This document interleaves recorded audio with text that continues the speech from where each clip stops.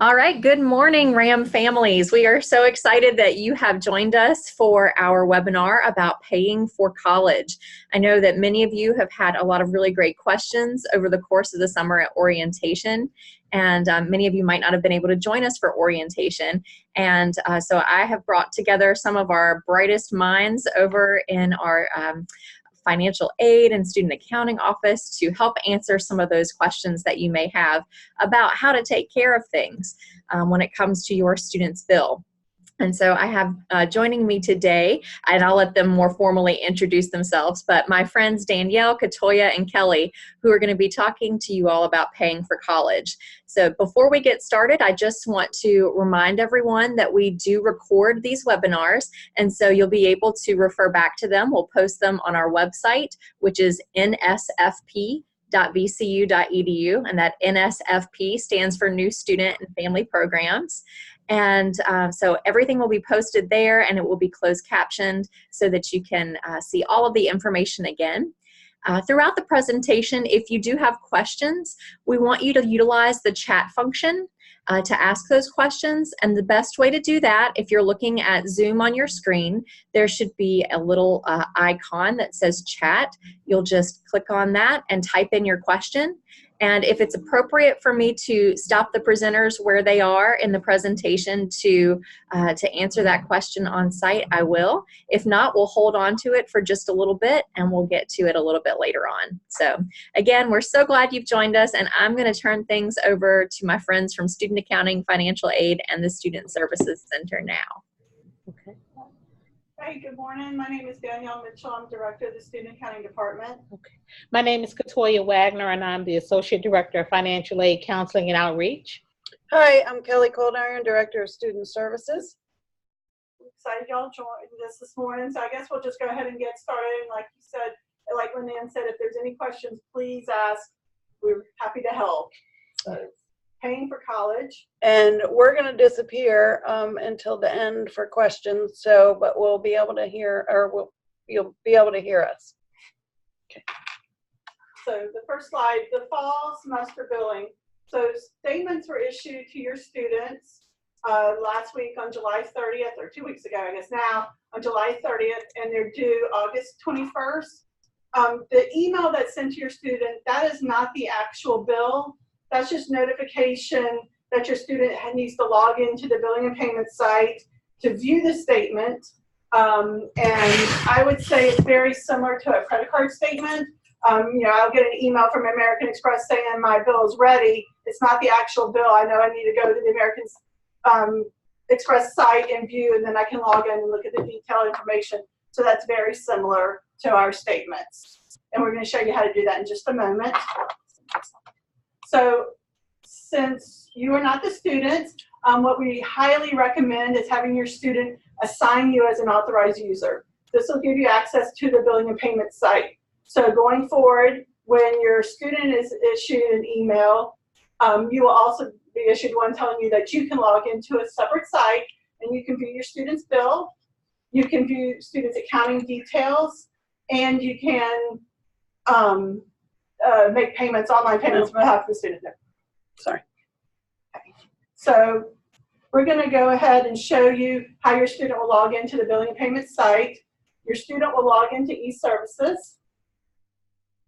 They will go under the student tab. They'll go under student account. They'll click make a payment and then make a payment again. And all of this information is also on our website. This one's always a little slow. So in this case, your student would click on view statements if they wanted to do a statement, but we're going to show you how to sign as an authorized user. So your student will go to the right-hand side under authorized users. They will type in under add authorized user. They'll type in your email address, and then they can also say that they can give you access, and I recommend that they give you access to view both the account activity and the history by clicking those little buttons that say yes and moving on. So once your student does that, you will be sent an email that has the link and a temporary password for you to log in. You will not be going into eServices, so you're not going to be able to view all your students' records, but you will be able to go into the billing and payment site on behalf of your student. And I should stress that this is different than FERPA.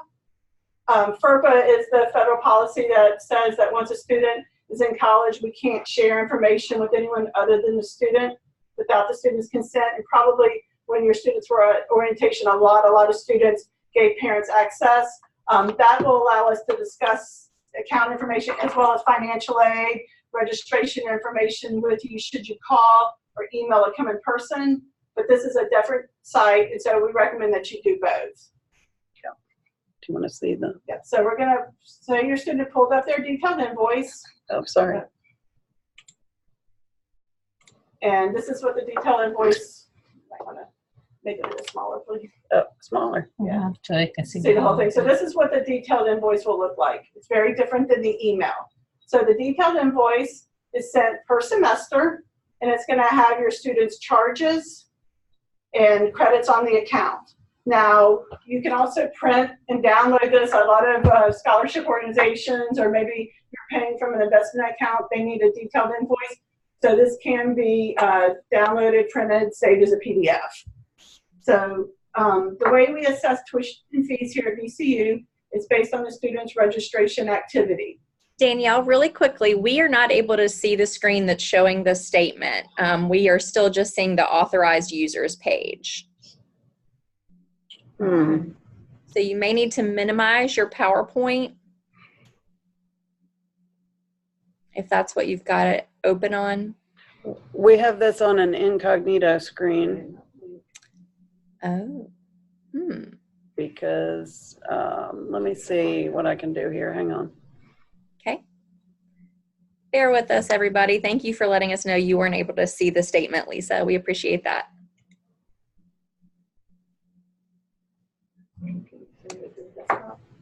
Maybe. There we go. We can see it now. Okay. Okay. We don't know how we did that. But Great. Thank you. Can you see it still? can y'all still see it? Nope, now we can't see it again. That's so weird. Okay. Yep. And now it's back. Let me just, can you see that save as screen? There we go. All right. How's that? Yep, we can see it. Okay, so as I was saying, we assess charges here based on the student's registration activity. Tuition, the actual tuition charge for undergraduate students, we assess a full tuition rate for credits 1 through 14. And then the credits starting at 15, and each credit 15 and above is charged at a half price tuition rate. And so a lot of times when the student receives their bill, they're going to see multiple entries and they think that they might be double charged, triple charged. That's just actually as the student has registered, the charges are adjusting based on the student's registration activity. Here at VCU, we also charge mandatory fees, which include the activities fee, the library fee, the health fee, the technology fee, and the university fee. These, along with the tuition, all comprise the student's total tuition cost, but we do separate them out to show how the funds are being allocated out. Also, in this case, all freshmen, sophomore, and juniors are charged that Campus Learning Center fee, as well as this student happened to be taking a biology lab, so there's an additional biology lab fee. So you can see in this case, the student registered for their classes, and when we assessed charges on July 8th, they had all of those tuition charges assessed. Then if you scroll down a little bit, on July 24th, the student enrolled an additional credit. Here. And so that was their 15th credit. And you can see at that point, they were charged that reduced rate for the 15th credit. They still are charged their full 1 through 14 credits, as well as all the fees.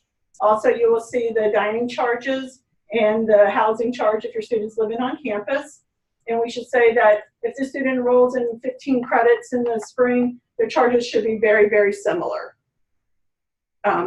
So the student's total charges, if you added all those charges up, would have equaled $12,809.50. The student received credit for the deposits that were made for admissions, when accepted admissions at VCU and when they applied for housing. So that has reduced the current balance to $12,469.50. So if the student were to log into e-services or the payment site, that's what they would see right now, because financial aid hasn't started crediting over to the bills. That should happen later this week. So on the bill, authorized financial aid awards, and in this case, it's the student's grants, those were subtracted on the bill.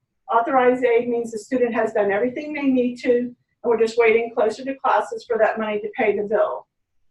So in this case, the authorized aid was $6,600. So that was subtracted from the $12,469.50, and that leaves the bill balance of $5,869.50. In this student's case, they were also awarded some student loans for a total of $2,722, but they're showing as memo. And memo aid means that the student still needs to do something. Back to the slide. So, I'm sorry.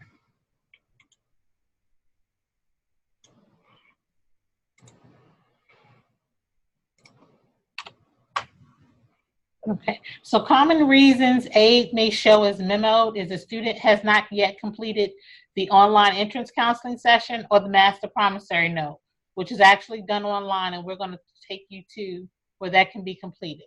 Okay, so what the student is going to have to do is they're going to go to studentloans.gov, and then they're going to go to the undergraduate student, and you will see the first two bullet points: complete the entrance counseling, and then complete the loan agreement for a subsidized and unsubsidized loan. Okay, these two steps have to be completed if the student is interested in receiving those federal Stafford loans. Okay, also another reason why aid may show as memoed is because if they have less than 30 college credits, the admissions office has to have that final high school transcript. Okay. So these are the reasons why aid may show as memo and not as authorized on the bill. And then in some cases, the student may not see any aid on the bill. Right. And these are some of the reasons. Okay. And so if they don't see any aid on their bill, but you know you have a financial aid award, there could be one of three things. Either they have not accepted the financial aid, and the only thing that needs to be accepted is the loans. Grants, we automatically accept for the students, but for loans, students have to go in to e-services and accept those awards, okay? Also, the student could be in verification, and verification is the government's way to make sure that the information completed on the FAFSA application was accurate.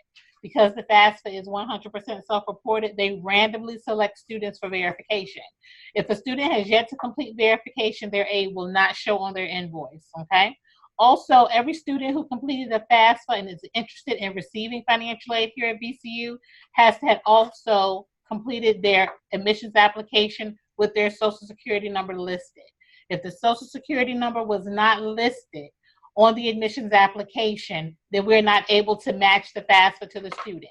And these are reasons why aid will not show on the invoice if aid is there. And if the student completed the FAFSA and never got awarded anything, the Social Security number issue is more likely than not the reason why.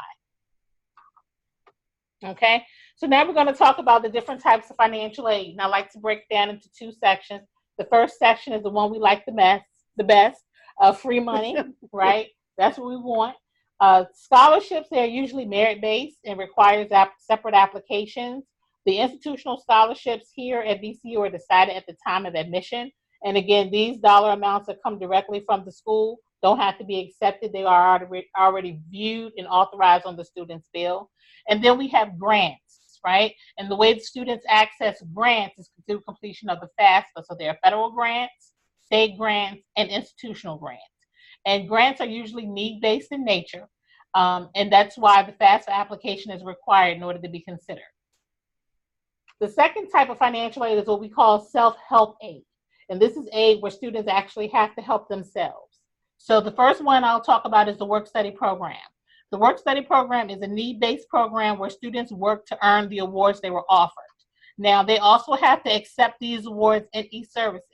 But the thing about work-study is it does not pay directly towards the student's bill, all right? Students are required to find employment at vcu.joinhandshake.com, right? And when they work, they will earn a paycheck bi-weekly. It is up to them what to do with these funds. A lot of our students use these funds for their personal costs, okay? Then there are loans. Loans must be repaid by the student, and the loans that we offer here at VCU are the subsidized and the unsubsidized government-backed loans that are given to students through the FAFSA application. If we want to talk about the difference between the subsidized loan and the unsubsidized loan, Both loans begin to accrue interest the day after the first disbursement, and it accrues daily and it compounds quarterly.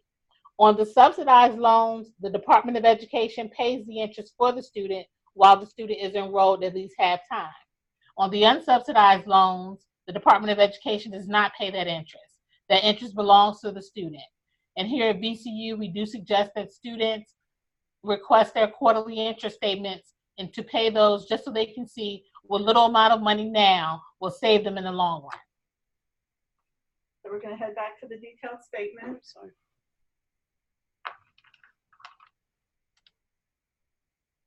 Where was that? Right here. And is there, Linda, Can you are see it? able to see it? Yes, we can. So we're going to go back. So in this case, the student is going to accept their Memo A. They're going to go and complete their master commissary note and their insurance counseling session. And then they're also going to know every quarter they're going to go and check their earning or their statement. But in this case, the student's going to accept their loans. So we can subtract that $27.22 from the bill balance of $5,869.50. So this leaves what we consider a gap balance here at VCU. In this particular case, it's $3,147.50. The gap balance is the difference that is owed from the student's bill minus all the financial aid awards and any scholarships that the student's receiving. So this is what the student is additionally responsible for. So we have 4 ways that you can pay a gap balance or the student can pay. The first is to pay in full by personal funds by the payment due date of August 21st. So we're going to go ahead and do that, and we're going to assume that your student has assigned you as an authorized user. So you will go into the authorized user site. The link is on our student accounting website, as well as once you're assigned, you will get an email with this link as well. You will log on with your own password.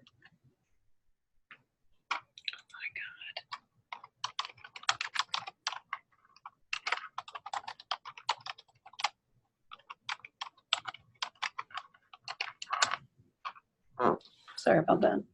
All right, it also takes a little bit. So now you're in the site for your student. Okay. No, we're not seeing whatever you're doing at the moment. Oh, Okay. dang. All right, hang on.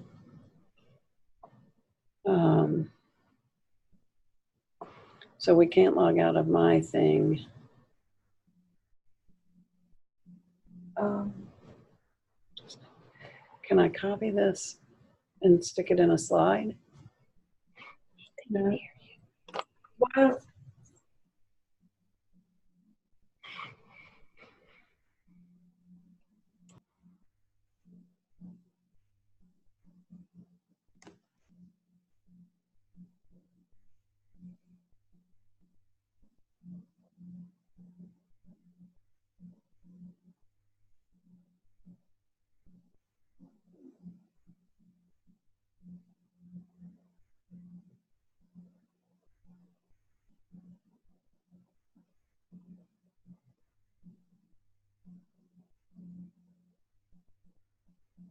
Give us just a second, folks, while we're working out some technical difficulties.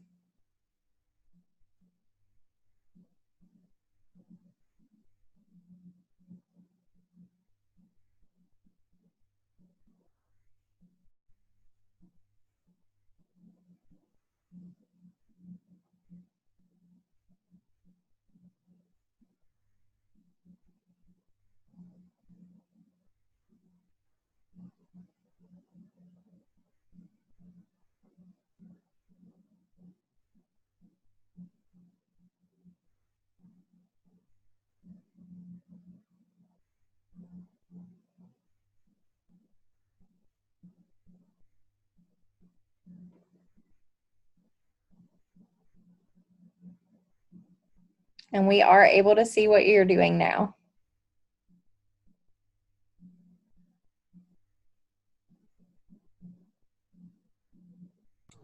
all right. Great, sorry about that. Yeah, So no problem. we're in the authorized user site. It looks very similar to the student site. In this case, we're going to click on make a payment. So there's two little options. We'll say current account balance and amount due. It doesn't matter which one you bubble in, just bubble in one. Then you'll scroll all the way over to the right-hand side, and you will manually type in. In this case, we're paying the full balance. So they're going to 2,000. see that balance there. No, they're not going to see that because the memo aid isn't there. So you're going to have to physically type in. This will be empty? Yes. You'll Okay. type in 3,147.50 because you're paying that full gap balance, and you hit continue. And then you can select the methods. We have two. We have the electronic check. That's where you would be paying out of your checking account. You need to make sure you use the routing number and the actual checking number found on a paper check. These have to be personal accounts. So if you're using a credit card convenience check or a Business account. or a bank check, that's not going to work. It has to be a personal account, as well as it can't be a business account. So you will type in the routing and check number and move on. The other option is paying by credit card. Here at VCU, we accept Visa, MasterCard, American Express, and Discover Card. There is a convenience fee to pay the credit card. It's not charged by VCU. It's charged by the Credit Card Processing Center, and that's 2.85%, or a minimum of $3. So that's going to be added on to the amount that you wish to pay. There is no fee for paying by electronic check. So you could select one of those two ways, and then you continue on. And then you would make your payment. You don't need to, Okay. once you hit back, down at the bottom, don't scroll back, hit that, and back again. There is no back again. Hit go to home. Okay. So then the next option, if we go back to our slides, Sorry. is the installment payment plan. The way the installment payment plan works is it allows you to take that gap balance and make 4 payments throughout the semester. There's a $25 fee to participate in the installment plan that gets added with the first payment. So the way it works is you take your gap balance of $3,147.50.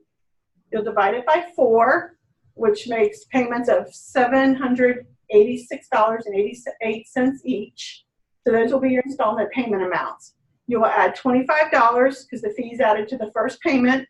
So that would make your first payment of $811.88. So just like we did before, you'll log on and you'll type in $811.88 and continue on. You can pay by a credit card or web check, either way. So once you do that, the payment will be made. You also need to log on to our website under the installment payment plan. And if you scroll all the way at the bottom, there's the payment due dates. This also will explain to you how you can calculate what your payment will be. You will read those conditions, and then you'll accept. You'll click continue enrollment process, and you'll enter your student's B number and date of birth and hit submit. What will happen is once the installment application and the payment are showing on the account, the student's account will be enrolled in the installment payment plan. Both of those actions have to be done. Sometimes we have students do the online application, but they don't make their payment, or they make their payment and don't do the online application, and their accounts don't get flagged properly. So you want to make sure you do both. You just have to do this once in the fall semester, and that'll get your account enrolled in the installment plan for the fall semester. And then we will bill the student and you, if you're an authorized user, about 3 weeks before each of the remaining payments are due. You need to do this by September 26th to get the account enrolled, and then you'll have payments due in October, November, and December. We will send out the bill in December for the spring semester, and you'll have to do this process again. You're not automatically enrolled in the installment plan, so you can choose on a semester basis whether or not you want to participate. Okay. And the last 2 options, one of them is to secure a Parent Plus loan. A Parent Plus loan is a loan, a government-backed loan that's taken out by the parent. It is in the parent's name. And the way that you will apply for this is directly online at studentloans.gov. Once you get to studentloans.gov, you will select parent borrowers, and then you will select apply for a plus loan. Okay? Go ahead. What you will need in order to log into this is the FSA ID and the username that you used to sign the student's FAFSA. If you did not sign the student's FAFSA and the parent that wants to borrow the PLUS loan needs a FSA ID, they will need to create one. And the link is listed there that takes them how to create an FSA ID. But you do need this in order to log into and apply for that Parent Plus loan, okay? The other option is an alternative loan. An alternative loan is a loan where the student goes out into the private sector and they actually borrow the monies that they need in order to help pay their bill. So when you get to the financial aid website, you want to go to types of aid, select loans. If you scroll down to the bottom, you'll see the different types. And we talked about the sub and unsub. We just spoke about the PLUS loan. And then you will select the alternative loan option. Alternative loans, again, the students go out to private lenders to borrow the funds. We do not have a preferred lender list here at VCU, but what we do have under the Elm Select link, when you select here, you will select the undergraduate program. View loans are the different lenders that many of our students have used.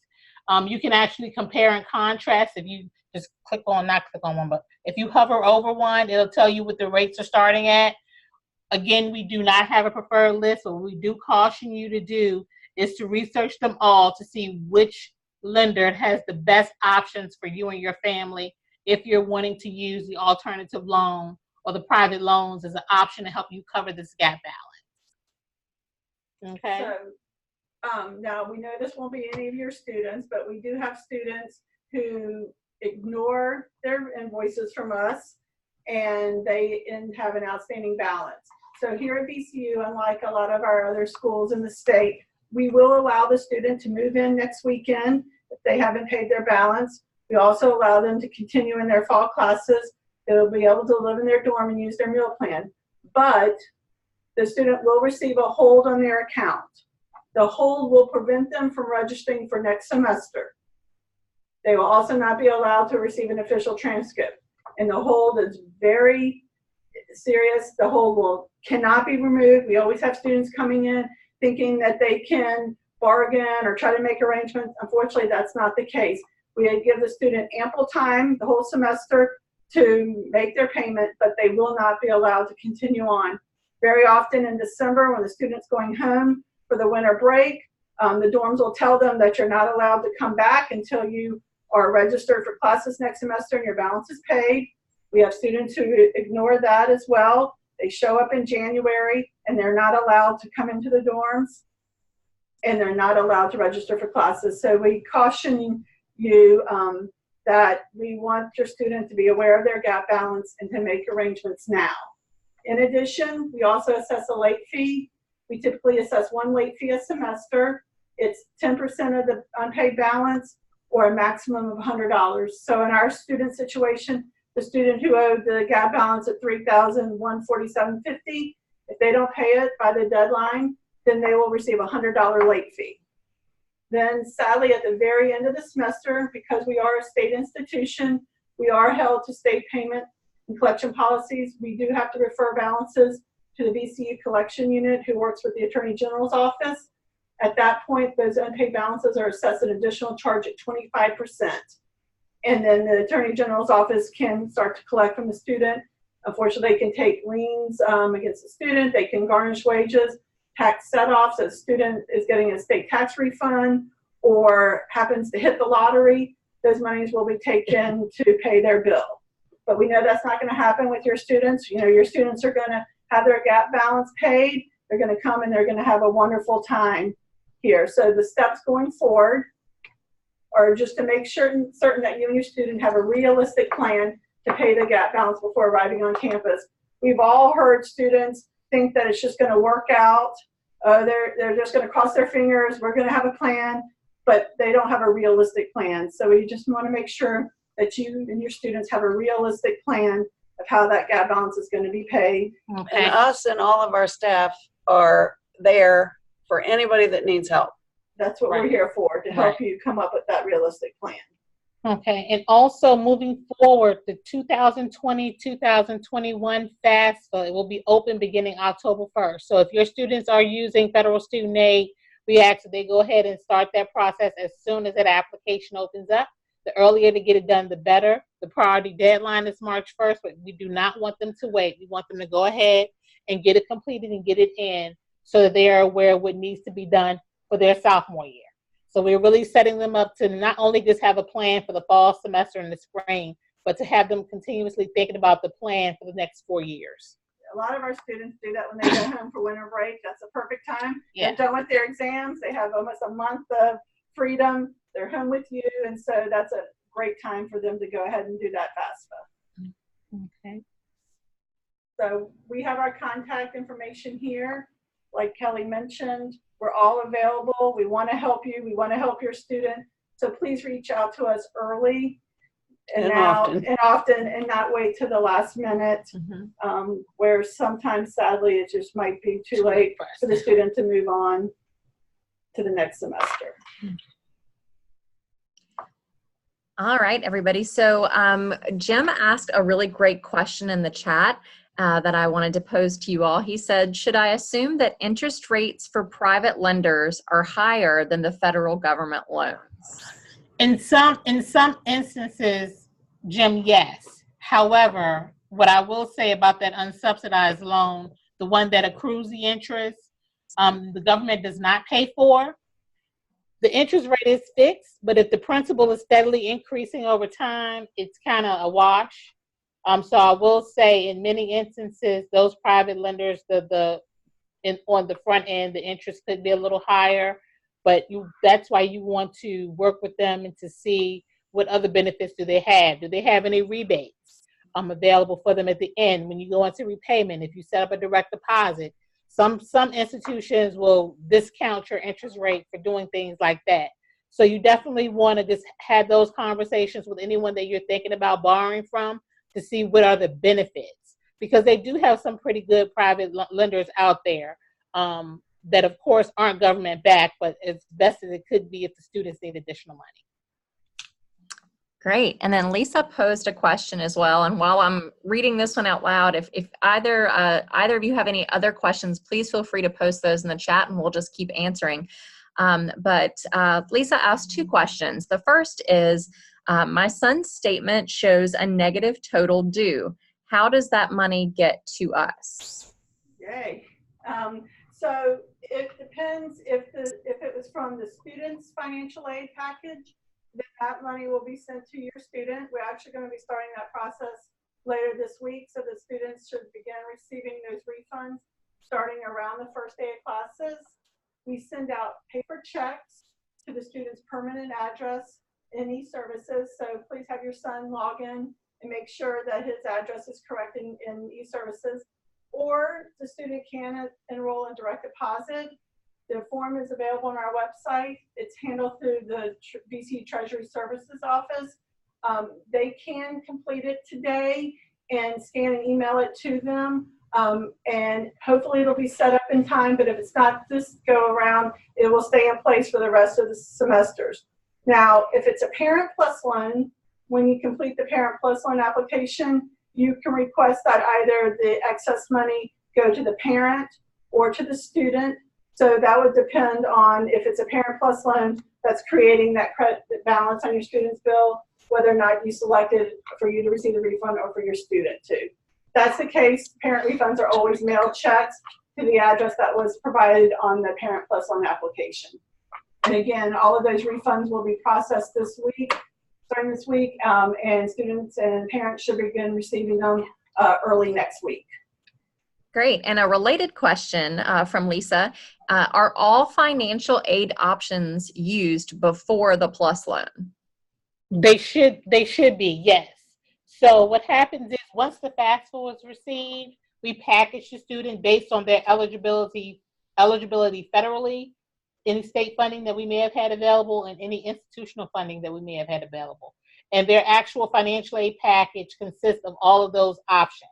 So if there is a gap balance remaining after all of those options are taken into account, then that's when you start to think about the Parent Plus loan or the installment payment plan or a private loan. Great, thank you. Jim or Lisa, do you have any additional questions that you'd like to ask at this time?